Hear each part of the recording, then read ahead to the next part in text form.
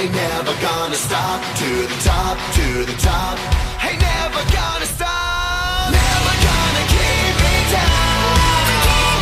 Still the one that's standing now. Destiny is calling me, go down in history.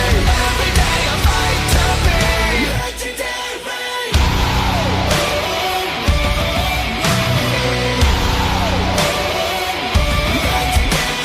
Fly high, or will I fall? Legends made when faith is strong.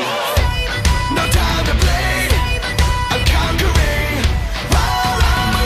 Push through the pain, I run for the prize.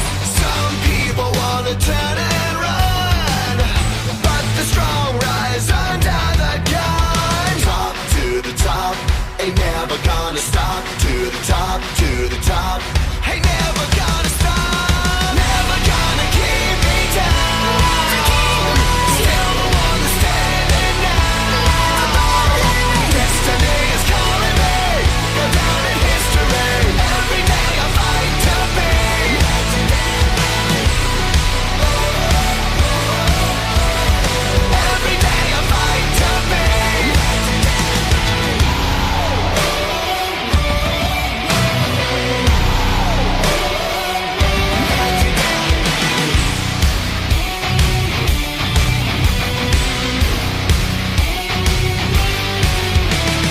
wings are made to fly, made to fly.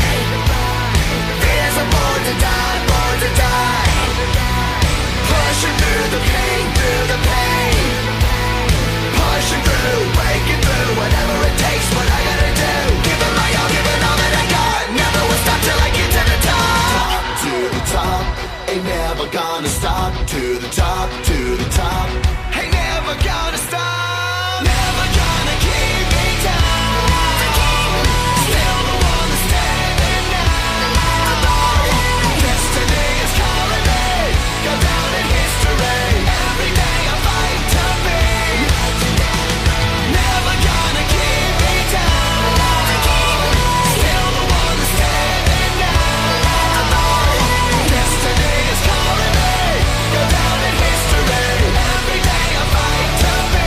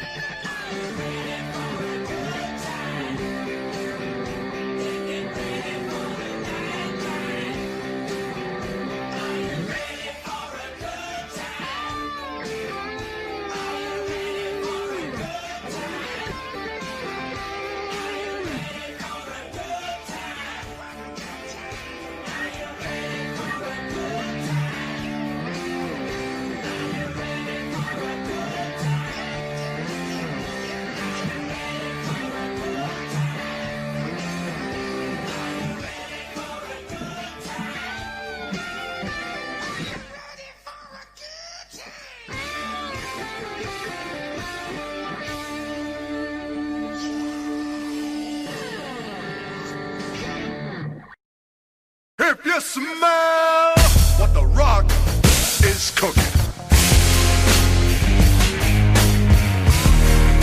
The rock says, the rock says, the rock says,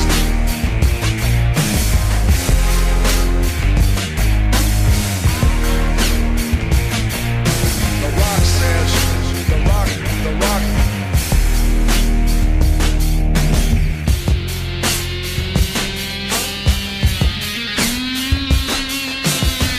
I hear voices in my head, they counsel me, they understand, they talk to me.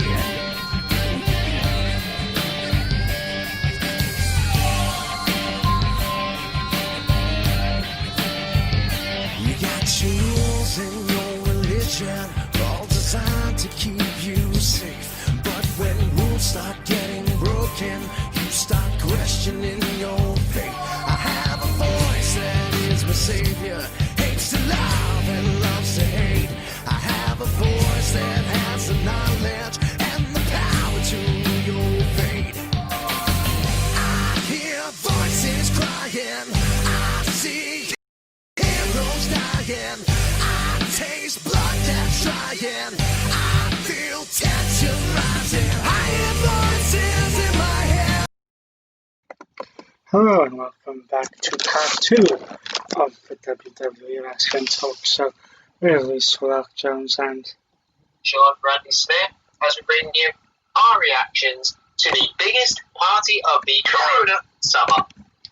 Summerslam, which, like TakeOver, was supposed to come at us from the TD Garden in Boston, Massachusetts, but was instead relocated to Florida. Thankfully, though, for the first time since the Elimination Chamber,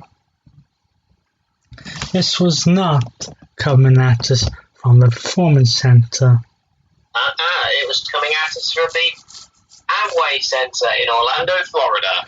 Featuring the interactive Thunderdome, where fans at home could actually be in attendance from their own homes. We have 8 matches to go through.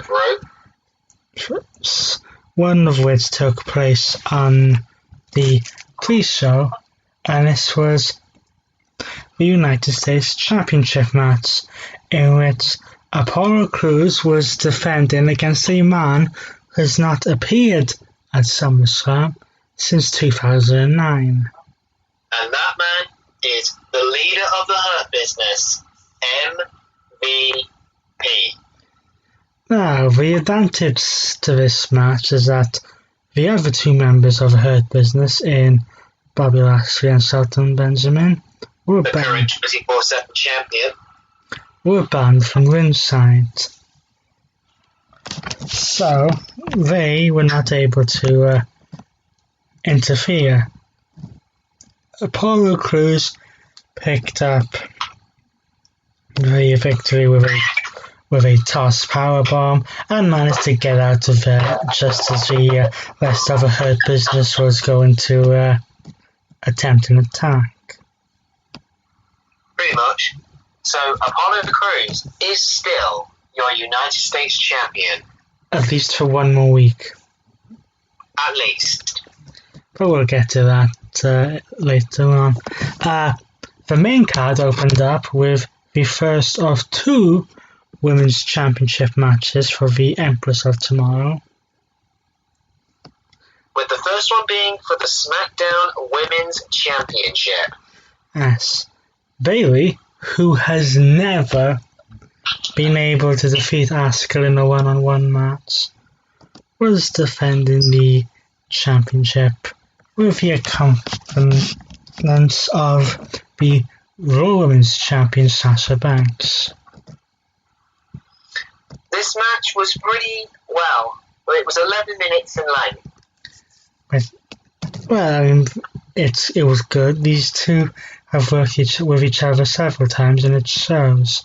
However, it was the outside interference of one Sasha Banks that would make a difference. Yes.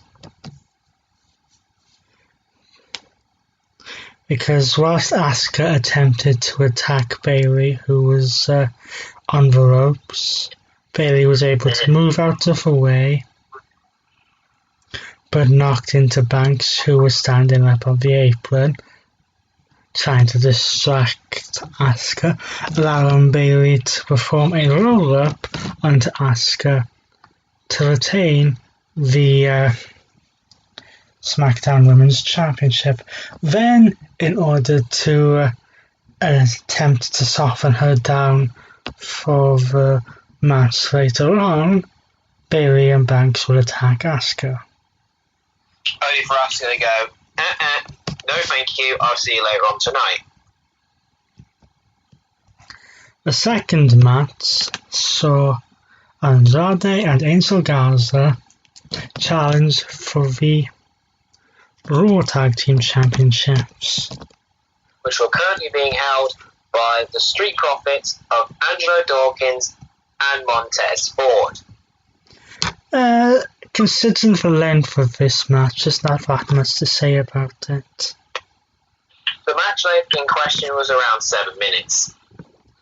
Yes, it was I was kind of expecting this to go the other way, but in the end we had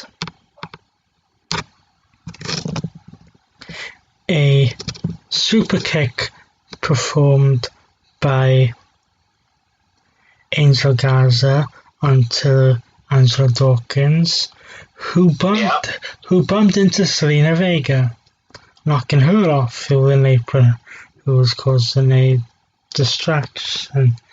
And Andrade would basically attend to Selena, causing Garza to be hit with the powerbomb and the From the Heavens Splash, which is essentially a fancy frog splash. Pretty much. And still, Raw Tag Team Champions, the Street Profits. Which was to no one's surprise, let's be honest. I was kind of expecting them to lose the titles. Yeah, but they have retained them. Now on to, Yes. Due to real life circumstances, which we will, surrounding this match, the stipulation for Mandy Rose and Sonya Deville, as we mentioned in our pre-show, was originally scheduled to be hair versus hair, but due to real life events, that stipulation was changed to no disqualification. Loser leaves WWE. yes, because of like what we said, with real life events. So, Rose and Deville fought to the outside. Rose would perform a flying Elliot onto Deville off of the announce table. Deville would bring some chairs into the mix and slam Mandy into the announce table. Yes. But in the end, after hitting it's like a cross between a pedigree and a powerbomb, Yes. followed by not one, not two, not three, but 4 running knees. To the face of Mandy Rose, to the face of Sonya Deville. Mandy Rose would pick up the victory, forcing Sonya Deville to leave for WWE. After the match, Mandy Rose's love interest Otis would come down to the ring. They would celebrate together, and Mandy Rose would attempt a caterpillar. Which didn't quite go so well, but we'll leave that up to you listeners to decide amongst yourselves. Now, Sonya Deville lost this match, and the stipulation being changed to this, due to her needing to take some time off to deal with this idiot who decided to break into her house. Pretty much, and tried to kidnap her, but failed miserably. yeah. Next, we go on to a debut Of Dominic Mysterio. who was taken on He's not the Messiah. He's a very naughty boy. in Seth Rollins. Being come into the ring by his disciple Murphy. Dominic was accompanied by Ray. Angie was also there, Dominic's mother. And despite this being a street fight, Dominic had asked Rey Mysterio not to get involved. Yes, Dominic did ask nicely. So, what do we say here? This match started out with Seth not necessarily taking it seriously, No. but as went on, Dominic did manage to get into it, and Dominic proved that he can handle it with the big guys, and he knows what he's doing. After 619 and Viva La Raza, Flog Splash playing tribute to Eddie Guerrero, the man who tried to gain custody of him 15 years before. Yes, exactly. Dominic looked like he may just win.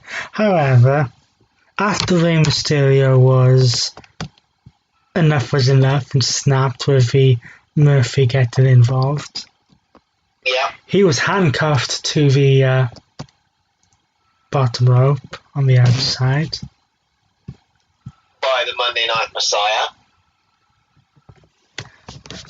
It ultimately ended with Rollins performing a stomp and pinning Dominic to win. However, provided they don't mess things up, and I say that very loosely, Yes. this is a beginning of a promising career for Dominic Mysterio in WWE. It is indeed.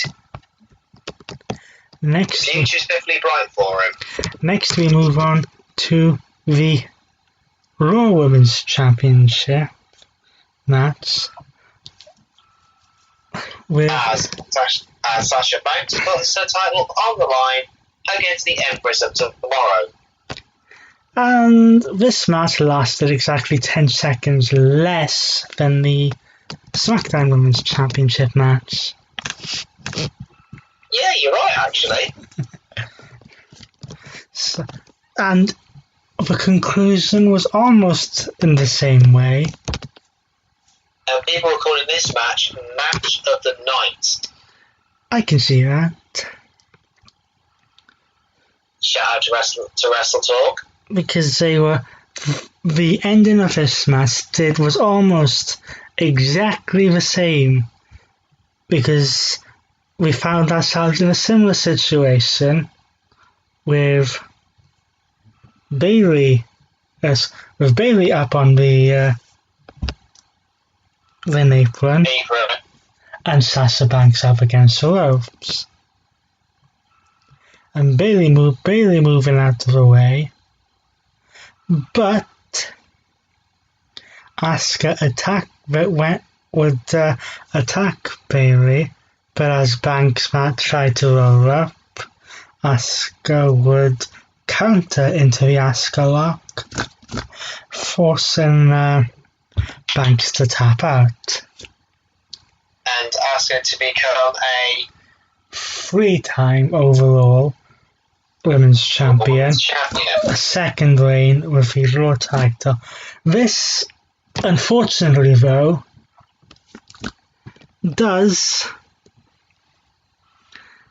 have a nasty continuation of Sasha Banks' story. It does. In 5 reigns as Raw Women's Champion, Sasha Banks has never been able to successfully defend the championship. No. But now we go on to the match for the WWE Championship. Yes. Randy Orton was looking for title number 14 at the expense of the Scottish Psychopath, Drew McIntyre. and this match was, how do we say this? 20 minutes in length And and unpredictable. yes, it was a back and forth match up. But it had a very unusual ending. Yes, we had an attempted punt and common maneuvers, stuff like that, and a throwback to the Future Shock DDT. Yes, we had missed claymores. But the ending of the match was a very interesting one, as Drew McIntyre was going for the Claymore, But missed. only for Randy Orton to avoid it. Orton would then attempt an RKO, only to be countered into a backslide, For the 1, 2, 3. allowing Drew McIntyre to successfully retain the WWE Championship. However, the next night on Raw, when Drew McIntyre offered Randy Orton a rematch, he is thanked with 2 punches to the head, which sends him off. Then later on, Randy Orton is in the ring